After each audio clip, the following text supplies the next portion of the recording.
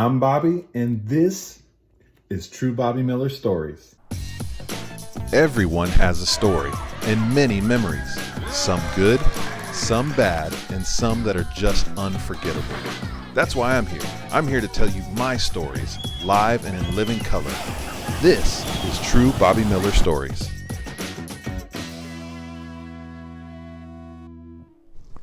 Hey, what's up, everybody? Welcome to another edition of True Bobby Miller Stories.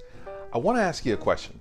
Have you ever gotten an opportunity for something that was so good that you got so excited, but you forgot to do your research and your homework about that actual opportunity? Yeah, if you did, I'm in that same boat, and that's what today's story is about. At the end of 2007, I was about 25 years old, and I was a branch manager at a bank. I had a really great job. I was single. I was living cheap with my best friend at the time. We had this nice house that we were living in. I didn't have really any responsibilities, and I wasn't playing football anymore, and I thought my days were done. At least I thought my days were done. Until I got a phone call from one of my coaches from college. He let me know that he had a buddy that owned and coached a team over in London, England, and they were looking for 2 American football players to join their team for the upcoming season, because over there you're allotted only a certain amount of American players, and he wanted me to be one of them.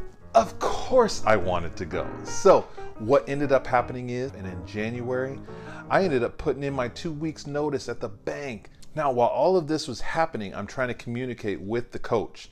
And back in those days, you didn't have FaceTime, you didn't have video chats and text messaging and all those things. So we did all of our communicating over email, which we found out later was not the best way to do it. I let my best friend know that I wasn't going to be living with him anymore, so he invited his brother to come live with him after I left. Canceled my phone service. I put my car in storage. I still had bills to pay, but I was going to be over in London making money playing football. So when the early part of February came, I packed up all the stuff that I had. I took my passport and off to London I went. In the middle of the flight, the 9-hour flight, they give you this landing card for those of you that maybe have not traveled outside the United States, which I hadn't at that time. They give you a landing card and ask you, what address are you staying at? What's the purpose of you being here, and how long are you going to be there? Well, my ticket was from February until October, so I had planned on being there for quite a while. But I didn't know where I was going to stay, as the coach let me know that I would stay with him for a while until we found a living situation better for me. So when I was filling it out, I left that part blank because I didn't know the actual address, because I didn't research it. It was a 2-month span or less to get all of this dialed in.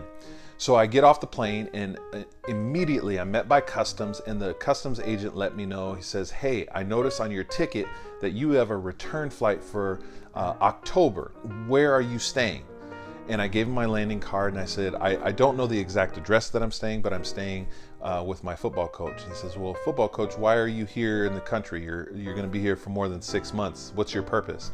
And I said I was going to play professional football. And he said, "That's awesome. Where is your working visa?" And I said, "Well, I gave it to you. It's my passport." He goes, "That's a passport. That's not a working visa."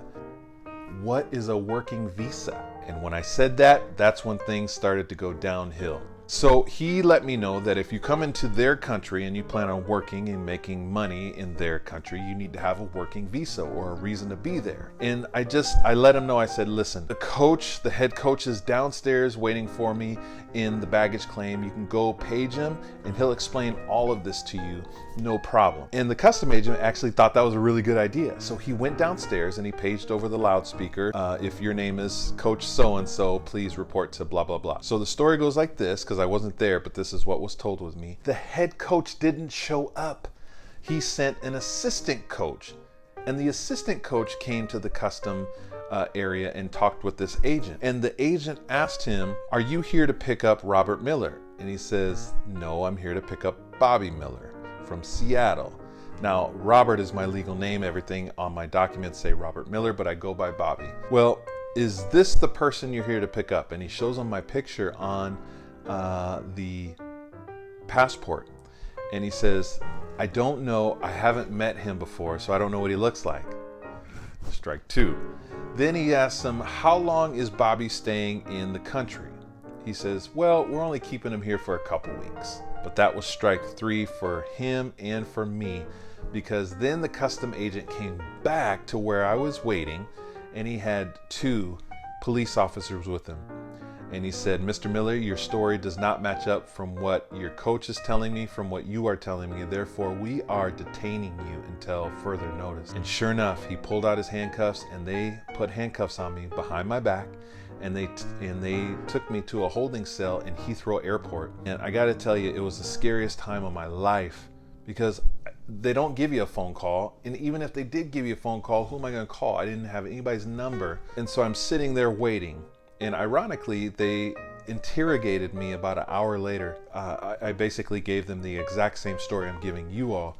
And they realized that I wasn't a criminal, I wasn't any harm to the country or anything like that. But they did say that I had to get out of the country. So this is what they did. They put me in a hotel. They put a police officer outside my door so that I would not flee into their country during the night. So that next morning, they escort me to the airport and they say, you have to take the next flight back to Seattle. Before they stamp my passport, they banned me from their country for 8 months.